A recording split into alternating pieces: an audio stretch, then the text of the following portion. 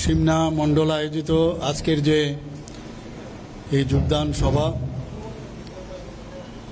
সেই যোগদান সভায় উপস্থিত আছেন যিনি একটু আগে ওনার মূল্যবান বক্তব্য আমাদের সামনে রেখেছেন, আমাদের রাজ্যসভার মাননীয় সদস্য তথা ত্রিপুরা প্রদেশ বিজেপির মাননীয় সভাপতি শ্রী রাজীব ভট্টাচার্য মহোদয়। আমাদের মাঝে উপস্থিত আছেন ত্রিপুরা সরকারের honourable tribal welfare minister Shri Bikash Debbarma মহোদয়। আমি আসার আগে যা শুনলাম উনিও ওনার বক্তব্য আপনাদের সামনে রেখেছেন। আমাদের পূর্ব আসনের যিনি প্রাক্তন member of parliament Shri Rebati Tripura মহোদয় উপস্থিত আছেন। আর আমাদের যুবকদের, আজকে জনজাতিদের মধ্যে যাকে যুব আইকন বলা হয়, ত্রিপুরা প্রদেশ বিজেপির যিনি জেনারেল সেক্রেটারি শ্রী বিপিন দেববর্মা মহোদয়। আমাদের মাঝে এই ডিস্ট্রিক্টের সদর রুরাল যে ডিস্ট্রিক্ট, সেই ডিস্ট্রিক্টের সম্মানিত সভাপতি শ্রী গৌরাঙ্গ ভৌমিক মহোদয়। তাছাড়া এখানে উপস্থিত আছেন শ্রী বিনোদ দেববর্মা মহোদয়, যিনি আমাদের ক্যান্ডিডেট হয়েছিলেন 2023-এ বিধানসভার ইলেকশনে, এবং যার সভাপতিত্বে আজকের এই যোগদান সভা সিমনা মণ্ডলের উদ্যোগে, এবং এই মণ্ডলের যিনি সম্মানিত সভাপতি শ্রী ইন্দ্রজিৎ দেববর্মা মহোদয়। এখানে আমাদের যে জনজাতি মোর্চার সম্মানিত ভাইস প্রেসিডেন্ট শ্রী মঙ্গল দেববর্মা উপস্থিত আছেন ডিস্ট্রিক্ট জনজাতি প্রেসিডেন্ট শ্রী রঞ্জিত দেববর্মা মহোদয়। এখানে বিভিন্ন স্তরের যারা নেতৃত্বরা বিভিন্ন স্তরের এখানে উপস্থিত, এবং ভারতীয় জনতা পার্টির সমস্ত কার্যকর্তাগণ, মহিলা মোর্চাই হোক বা জনজাতির মোর্চার যারাই আছেন এখানে, সবাইকে আমি হার্দিক অভিনন্দন ও শুভেচ্ছা জানাচ্ছি। আমি স্বাগত জানাচ্ছি আজকের যারা সঠিক সময়ে সঠিক সিদ্ধান্ত আপনারা নিয়েছেন ভারতীয় জনতা পার্টিতে যোগদানের জন্য, তাদেরকে আমি ত্রিপুরা প্রদেশ বিজেপির পক্ষ থেকে, ভারতীয় জনতা পার্টির পক্ষ থেকে আপনাদেরকে স্বাগত জানাচ্ছি।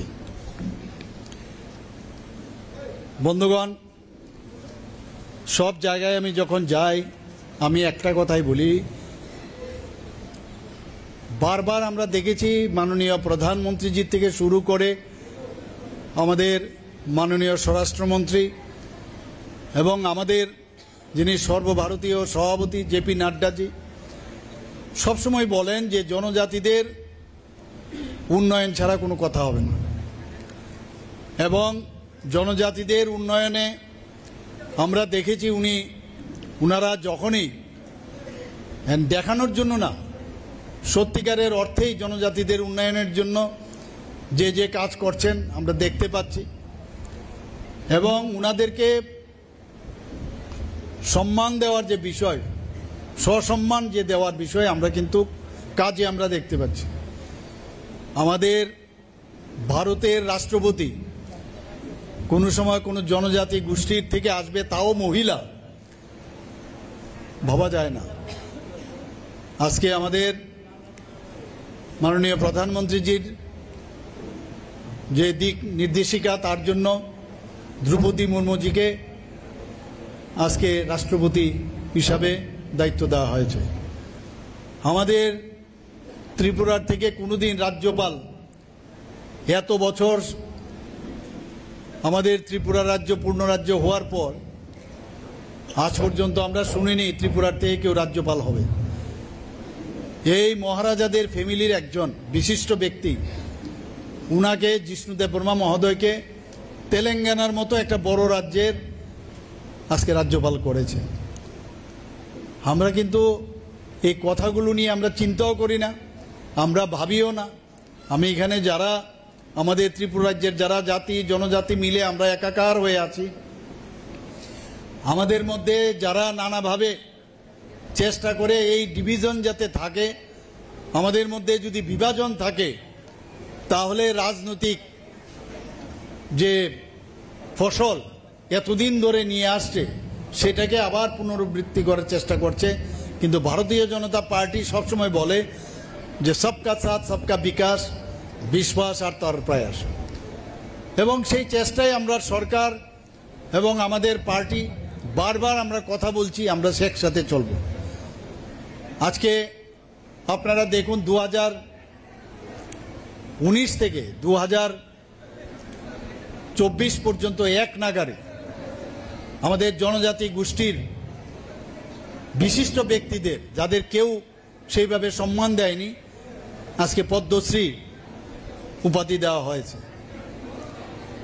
আমাদের এখানে যে আমাদের প্রায়শ আমরা শুনি, বিধানসভাতেও আমাদের উত্তর দিতে হয় যে এডিসির মধ্যে প্রপার ফান্ড দেওয়া হয় না। আমি সেখানে উত্তর দিয়েছি, আজকে বাইরেও আমি সেই উত্তর দিচ্ছি। 2024-25 সালের যদি রিভাইজ যে এস্টিমেট বাজেট সেটা দেখা গেছে প্রায় 30,296 কোটি টাকা ছিল। সেই 30,296 কোটি টাকার মধ্যে ত্রিপুরা সরকারের লায়াবিলিটি, যেগুলো টাকা আপনার দিতেই হবে, বেতন ভাতাই হোক, যারা পেনশনে গেছে পেনশন ভাতাই হোক, আমরা যে লোন নেই লোনের যে ইন্টারেস্ট সেটা দিতেই হবে, এর মধ্যে কোনো মাপ নেই। তো সেই টাকা যখন আমরা দেই, তাতে করে 2024-25-এ এই 30,000 কোটি টাকার উপর 30,000 কোটি টাকার উপর থেকে যদি আমরা মাইনাস করি 17,014 কোটি টাকা থাকে। এই 17,000 কোটি টাকার মধ্যে আমরা জনজাতি এলাকার উন্নয়নের জন্য প্রায় 6,500 কোটি টাকা খরচ করেছি। তাহলে কত পার্সেন্টেজ আমরা খরচ করেছি?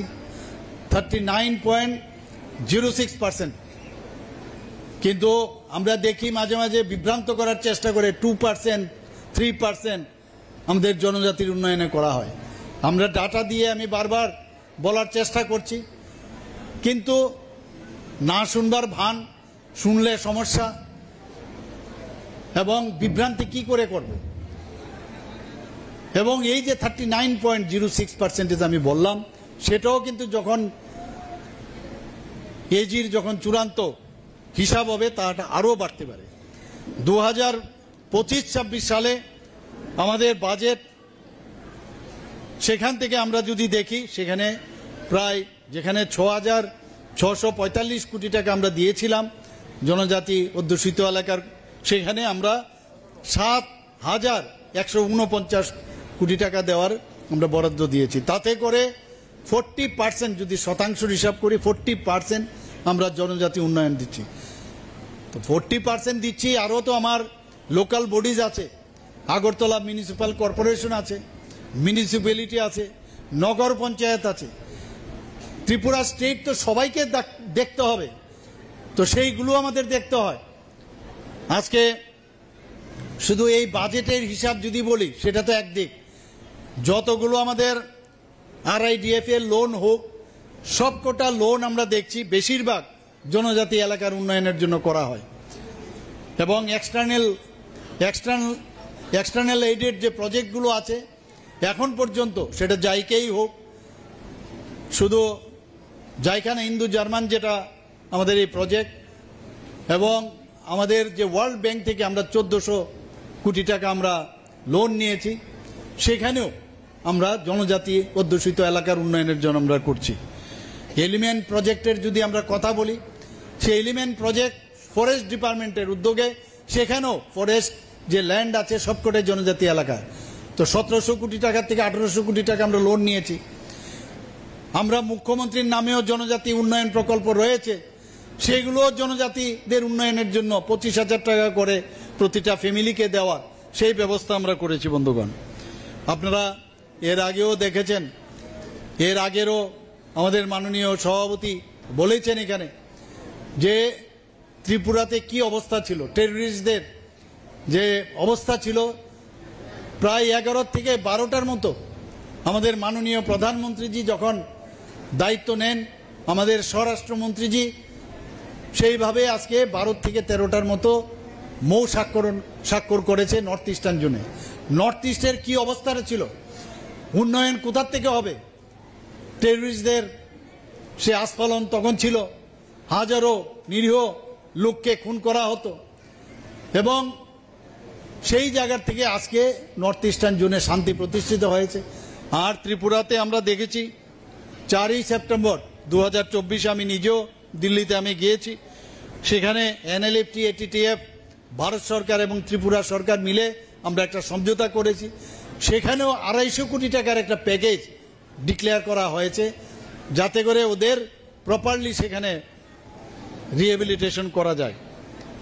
আপনারা সবাই জানেন যে জনজাতি সম্প্রদায়ের যারা সমাজপতিরা আছেন, তাদের সামাজিক ভাতা আমাদের সরকার আসার পর 2018 পরে 2000 টাকা করে সামাজিক ভাতা দেওয়া শুরু হয়। কিন্তু কিছুদিন আগে আপনারা দেখেছেন, আমরা ক্যাবিনেটে ডিসিশন নিলাম, সমাজপতিরা যদি সমাজের জন্য কাজ করে থাকে তাদেরকে আমরা কেন সাম্মানিকই যেহেতু দিচ্ছি, এটা ভাতা না, এটা সাম্মানিক, তাহলে সেটা কেন আমরা বাড়ানো হবে না। সেখানে আমরা ডিসিশন নিলাম 2000 থেকে 5000 টাকা আমরা করেছি। 5000 টাকা শুধু না, এখানে বলা হয়েছে আগের, সেখানে ডিসিশন ছিল যারা যেসব আমাদের যে সমাজপতিরা আছেন, যারা সরকারি চাকরিতে যুক্ত আছেন বা কেউ যদি পেনশন পান, তাদেরকে দেওয়া হতো না। আমি বললাম যে এটার সাথে এটা না রাখাটাই ভালো, এবং সেটাও আমরা উঠিয়ে দিয়েছি। তাতে করে সমাজপতিরা এখন যে আমাদের 19টি জনজাতি গোষ্ঠী আছে, তাদের সবাই সেটা পাবে। কিন্তু যখন আমি জিজ্ঞেস করলাম এবং জানতে পারলাম যে জনজাতির যে সমাজপতি, সব এই 19টি জনজাতি গোষ্ঠীর মধ্যে অনেকের এই সমাজপতির যে সিস্টেম সেটা নেই। তা আমি বললাম সমাজপতি না থাকুক, সেখানে তো কেউ হয়তোবা প্রধান থাকতে পারে, বা যেই নামেই থাকুক, যে লিডার থাকবে ওনাকে আমরা 5000 টাকা দেব। শুধু তাই নয়, আপনারা আমি জানি না সবাই জানেন কিনা যে জনজাতিদেরও অনেক সাবট্রাইবস আছে। এখন আমাদের কাছে রেজিস্ট্রিকৃত যে আছে জনজাতির সাবকাস্ট প্রায় 40+। তো তাদেরকেও আমি ডিএমকে নির্দেশ দিয়েছি, তাদেরকে আপনারা খুঁজে বের করুন। আমরা চাই না তারা হারিয়ে যাক, সে 1000ই হোক 500ই হোক, তাদেরকেও আমরা 5000 টাকা করে দেব। কারণ আমাদের যে গার্জিয়ান উনি বলছেন যে জনজাতিদের উন্নয়নে যা যা দরকার আমাদের করতে হবে, আমরা সেইভাবে কাজ করছি বন্ধুগণ। আপনারা সবাই জানেন আমাদের জনজাতি দপ্তরের মাননীয় মন্ত্রী এখানে আছেন, প্রায়শ জনজাতিদের উন্নয়নে উনি আমার কাছে আসেন। আমি ওনাকে বলেছি আইন অনুযায়ী যা যা লাগবে কোনো জায়গায় যেন খামতি না হয়, এবং সেইভাবে কিন্তু কাজ হচ্ছে। আজকে আমাদের যে 6টা ক্লাস 6 থেকে 8th ক্লাস পর্যন্ত যারা প্রি মেট্রিক স্কলারশিপ 55 রুপিস দেওয়া হতো, সেখানে আমরা আমাদের 400 টাকা করে দেওয়া হতো, সেখানে আমরা 1000 টাকা করে আমরা সেটা করেছি। এখানে আমাদের 2018 সালে যে 55 টাকা করে যারা স্টুডেন্টরা ছিল তাদেরকে 80 টাকা, 55 টাকা থেকে এখন 80 টাকা আমরা বাড়িয়েছি। এখানে আমার সাথে একটু কথা হচ্ছিল, আমাদের মাননীয় প্রাক্তন যে এমপি আছেন রেবতী ত্রিপুরা, উনি বলছিলেন যে আপনি সবসময় সব জায়গায় বলেন যে ইনফিল্ট্রেশন নিয়ে আপনি সবসময় কাজ করেন, বিধানসভার মধ্যেও বলেছেন, আপনি এখানে সুস্পষ্টর সাথে বলুন। আমরা এখানে বারবার আমি যে কথাটা সব জায়গায় গিয়ে বলি যে ইনফিল্ট্রেশন কোনো অবস্থায় আমরা হতে দেব না। আপনাদের অবগতির জন্য জানাচ্ছি, আমাদের এখানে টাস্ক ফোর্স কেন্দ্রের নির্দেশে আমরা বানিয়েছি এবং সেই টাস্ক ফোর্স নিয়মিত কাজ করছে। আমি আসছিলাম এখানে, কাঁটাতারের অবস্থা আমি দেখছিলাম, অনেক টাউট আছে এইদিকেও, আমাদের এখানেও টাউট আছে। একজন আরেকজনকে ফোন করে কখন বিএসএফ চলে যাবে আর কিভাবে পার হবে, এখান থেকে গবাদি পশুও পার হয় ওই পারে, আমরা সবাই জানি। চেষ্টা চলছে। আমাদের যখন 22nd প্লেনারি সেশন হয় সেখানেও আমি এই কথাগুলো রেখেছি। তো আমাদের তরফ থেকে আমরা চেষ্টা করছি এবং আপনারা শুনে অত্যন্ত খুশি হবেন যে সারা ভারতবর্ষের থেকে প্রায় 10,000-এর উপরে যারা বাংলাদেশেই যারা অনুপ্রবেশকারী তাদেরকে এখান থেকে পুশব্যাক করা হয়েছে, ডিপোর্ট করা হয়েছে। এখন বাংলাদেশের মধ্যে এখন এরা বুঝে গেছে যে Tripura is not the safe place. এখানে ঢুকলে আমাদের সে আগের মতো অবস্থা নেই। আগে আসতো, আসার পরে সে ভারতবর্ষের বিভিন্ন জায়গায় চলে যেত, সেখানে গিয়ে আই কার্ড বানাতো এবং ভারতবাসী হিসাবে সে সেখানে প্রতিষ্ঠিত হতো। আমাদের এখন যে সরকার, কেন্দ্রীয় সরকার, আমরা ডিসিশন নিয়েছি রাজ্য সরকারের সাথে তাল মিলিয়ে যে এদেরকে আইডেন্টিফাই করতে হবে। আমি যে সংখ্যাটা বললাম এরকম অনেককে যখন আমরা ভিতরে ঢুকিয়ে দেওয়ার পরে বর্ডার সিকিউরিটি ফোর্সের কালকেও আমার সাথে অফিসার দেখা করেছিলেন, আমি ওনাদেরকে জিজ্ঞেস করলাম এবং অনুপ্রবেশকারী আর যারা ওখানে নিপীড়িত এটা কিন্তু বুঝতে হবে। আমি বিধানসভার মধ্যে বারবার বলেছি এবং বিধানসভাতে আমি কি বলেছি যে যারা কেন্দ্রীয় সরকার ডিসিশন নিয়েছে, যারা ওইখানে মাইনরিটি আছে, যে যারা হিন্দু, যারা খ্রিস্টান, যারা ওইখানের শিখ আছে, যারা ওইখানের যে জৈন ধর্মাবলম্বী আছে, তারা সেখানে নিপীড়িত, তারা যদি ভারতবর্ষে আসে 2014-এর 31 ডিসেম্বর মধ্যে তাদেরকে নাগরিকত্ব দেওয়া হবে। কিন্তু সেটা 6th শিডিউলে এডিসির মধ্যে সেটা প্রয়োগ হবে না, তারা কিন্তু সেখানে থাকতে পারবে না, নন এডিসি এলাকায় থাকতে পারবে। তো ভারত সরকারের এই ডিসিশন আমাদের মানতে হবে। এখন বলছে 2024-এর 31 ডিসেম্বর এই ধরনের যারা নিপীড়িত আছে তাদেরকে তাদের বাঁচার অধিকার রক্ষার জন্য আমরা সেই কাজটা করতে হবে। এই বিষয়টা আমাদের নিশ্চয়ই আমাদের বোঝা উচিত। বন্ধুগণ, আপনারা অনেকে বলেন যে মাণিক্য ডাইনেস্টির তাদেরকে আমাদের সরকার আসার পর যেভাবে আমরা সম্মান দিয়েছি, এর আগে কিন্তু কোনো সম্মান যে নামগুলো আমাদের মাননীয় সভাপতি নিয়েছেন ওনারা কিন্তু একবারও তাদের কথা একবারও স্মরণ করেনি।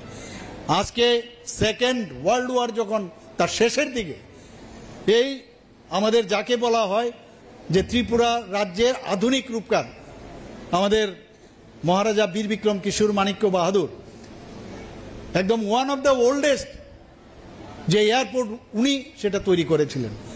এরপর আগরতলা এয়ারপোর্ট হলো, কিন্তু উনার নামগন্ধও নেই। আমাদের সরকার 2018-র পর উনার নামে সেই আমরা নামাঙ্কিত করেছি আজকে এয়ারপোর্টকে এবং সেখানে আমরা একটা মর্মর মূর্তিও সেখানে মাননীয় প্রধানমন্ত্রীজি নিজে এসে সেটাকে প্রতিষ্ঠিত করেছে।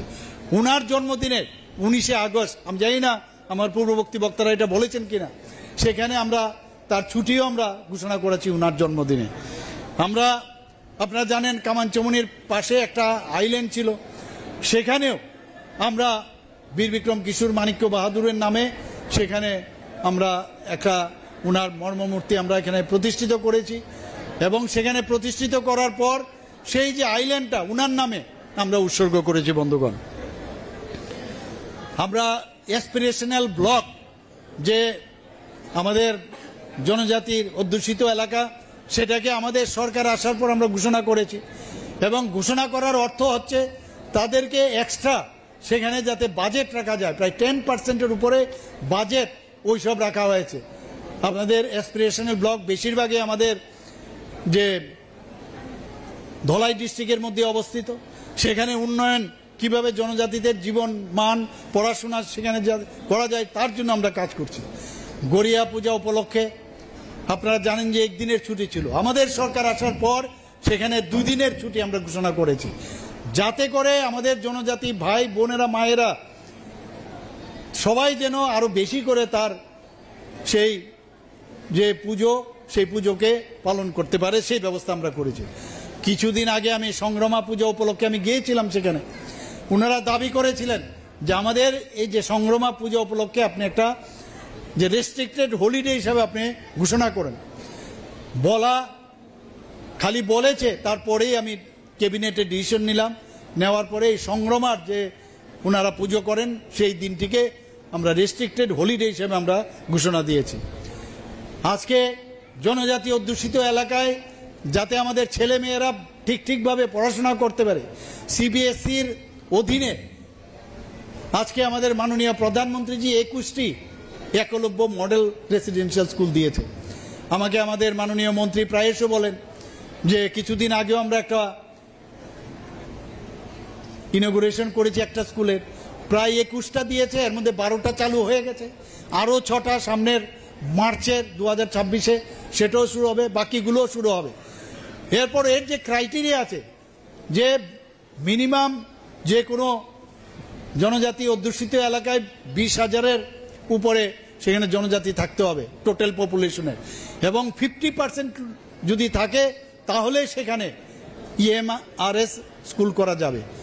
তার জন্য এবার 15টা যে স্কুল আরও আমি এবার দিল্লিতে যখন গেলাম তার দাবিও আমি সেখানে জানিয়ে এসেছি। বন্ধুগণ, আজকে 23 বছরের যে সমস্যা ছিল ব্রু রিয়াং, এর আগে বহু সরকার ছিল কিন্তু কেউ মানে কোনো সময় এদের চিন্তা করেননি, ওই ভোটের বাক্সে চিন্তা করে ওনাদেরকে সেইভাবে তাদেরকে পুনর্বাসন দেয়নি। আমাদের মাননীয় প্রধানমন্ত্রীজি এসে এবং আমাদের স্বরাষ্ট্রমন্ত্রীজি নিজে উনার নির্দেশে একটা মৌজ হওয়ার পরে প্রায় 800 কোটি টাকা তাদের রিহেবিলিটেশনের জন্য যে চুক্তি হয়েছিল গত 16 জানুয়ারি 2020-তে সেটা এখন কার্যে রূপায়িত হয়েছে। 12টা জায়গায় তাদেরকে রিহেবিলিট করা হয়েছে, সেখানে স্কুল থেকে আরম্ভ করে, সেখানে বিভিন্ন রাস্তাঘাট থেকে আরম্ভ করে, ইলেকট্রিসিটি থেকে আরম্ভ করে, খাবার দেওয়ার থেকে আরম্ভ করে সব কিছু ওনাদের জন্য এই যে 800 কোটি টাকার যে প্যাকেজ তার থেকে করা হচ্ছে। আজকে জিআই ট্যাগের কথা যদি আমরা বলি, এই যে আমার গলায় যেটা আছে আজকে রিসা, সেই রিসা আজকে সারা পৃথিবীর মধ্যে জিআই ট্যাগ পেয়েছে। আমাদের জাতীয় এবং আন্তর্জাতিক স্তরে তার সুখ্যাতি রয়েছে। বহু লোক এখন ত্রিপুরার যে আমাদের এই যে রিসা আছে কিনে নিচ্ছে এখান থেকে। আমাকে কয়েকবার বহু জায়গা থেকে বলেছে, আমি পাঠাতে হয়েছে আমার সেখানে। আজকে আমাদের বড়মুড়া পাহাড় যদি বলি, গন্ডাছড়ার মহকুমার যদি কথা বলি, 18 মুড়া পাহাড়ের কথাই বলি, সেখানে আমরা নাম সেই ককবরকের নাম আমরা দিয়েছি, বড়মুড়া পাহাড়ের নাম হাতাই কতর এবং গন্ডাছড়ার নাম গন্ডা তৈসা আমরা দিয়েছি, 18 মুড়া পাহাড়ের নাম হাচুক বেরেম দিয়েছি। যখন যে জিনিসটা যেটা আমাদের জনজাতি গোষ্ঠীর যে তাদের যে ইচ্ছা সেটা পূরণ করার জন্য আমরা সবসময় চেষ্টা করছি। আরও অনেক ওনাদের দাবি দেওয়া আছে, একটার পর একটা আমি আমাদের সরকার চেষ্টা করছি সেটাকে কিভাবে পূরণ করা যায়। বন্ধুগণ, আপনারা সবাই জানেন যে জনজাতিদের জন্য কেন্দ্রীয় সরকার যেসব স্কিম করে, ত্রিপুরা সরকার যেসব স্কিম করে, সেই স্কিমগুলো ইন জেনারেল যে সাব ডিভিশনই হোক ডিস্ট্রিক্টই হোক কোন অফিসার সেগুলো দেখবে সেটার কিন্তু ইয়ারমার্ক ছিল না। কিছুদিন আগে আমরা আমাদের যে ক্যাবিনেটে ডিসিশন নিলাম যে সাব ডিভিশনাল যে ট্রাইবাল ওয়েলফেয়ার অফিসার এবং ডিস্ট্রিক্ট যে ট্রাইবাল ওয়েলফেয়ার টিসিএস মর্যাদাপূর্ণ তাদেরকে আমরা ঘোষণা করেছি, যাতে করে শুধু তারাই কাজগুলো করবে। আমরা প্রায় যে জনজাতিদের যে প্রোডাক্টস বহু জায়গায় আছে, বহু লোক সেগুলো কিন্তু বিক্রি করত। আমরা চাই যে এগুলো যেন প্রপার রাস্তাঘাটে বিক্রি হয়, প্রপার ভ্যালুয়েটেড হয় না। আমরা নিজেরাও দেখি যাতে তাদের দামটা বেশি পায়, তার জন্য ভ্যালুয়েটেড করে আমরা 84টি বনধন বিকাশ কেন্দ্র আমরা স্থাপন করেছি। বন্ধুগণ, আমরা 100টি মার্কেট স্টল আমাদের যে ডিপার্টমেন্ট আছে ট্রাইবেল ওয়েলফেয়ার, সেই ডিপার্টমেন্টের মাধ্যমে 100 মার্কেট স্টল নির্মাণ করেছে। আর এখানে যেখানেই যাই আমি সবচেয়ে খুশি হই, মহিলাদের উপস্থিতি সবচেয়ে বেশি। এবং এটা আজকের এই যে মার্কেট স্টল হচ্ছে 50% আপনারা কিন্তু মহিলাদের জন্য সেটা বরাদ্দ রাখা হয়েছে। প্রধান মুখ্যমন্ত্রী জনজাতি বিকাশ যোজনায় একটু আগে আমি যেটা বললাম, এতে করে প্রায় 9,000-এর উপরে 9,326 জন যে জনজাতি সুবিধাভোগী তাদেরকে 25,000 টাকা করে দেওয়া হয়েছে। এবং তাতে করে যে আর্থিক যে সহায়তা হয়েছে এখন পর্যন্ত 23,31,50,000-এর উপরে।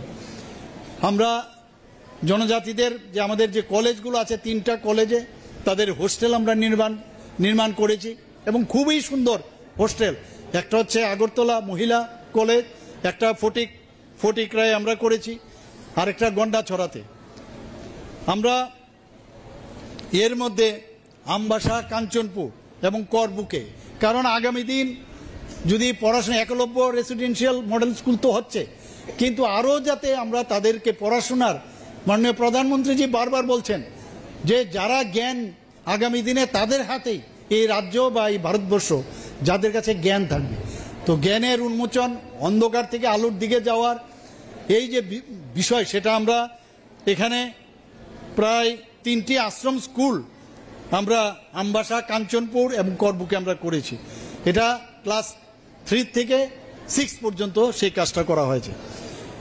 এর মধ্যে প্রায় 29টি নতুন, আগের হোস্টেলগুলো তো ছিলই, 29টি নতুন হোস্টেল নির্মাণ করা হয়েছে, 44টি জনজাতি বিদ্যালয় নির্মাণ করা হয়েছে, 170 জন হোস্টেল ওয়ার্ডন আউটসোর্সিং ভিত্তিতে করা হয়েছে। বন্ধুগণ, আপনারা সবাই জানেন যে আমরা বারবার বলছি যে আমাদের ত্রিপুরাতে যে ড্রাগ মুক্ত ত্রিপুরা আমরা করতে চাই, নেশামুক্ত ত্রিপুরা আমরা করতে চাই। জনজাতি এলাকায় ভুল বুঝে অনেক জনজাতি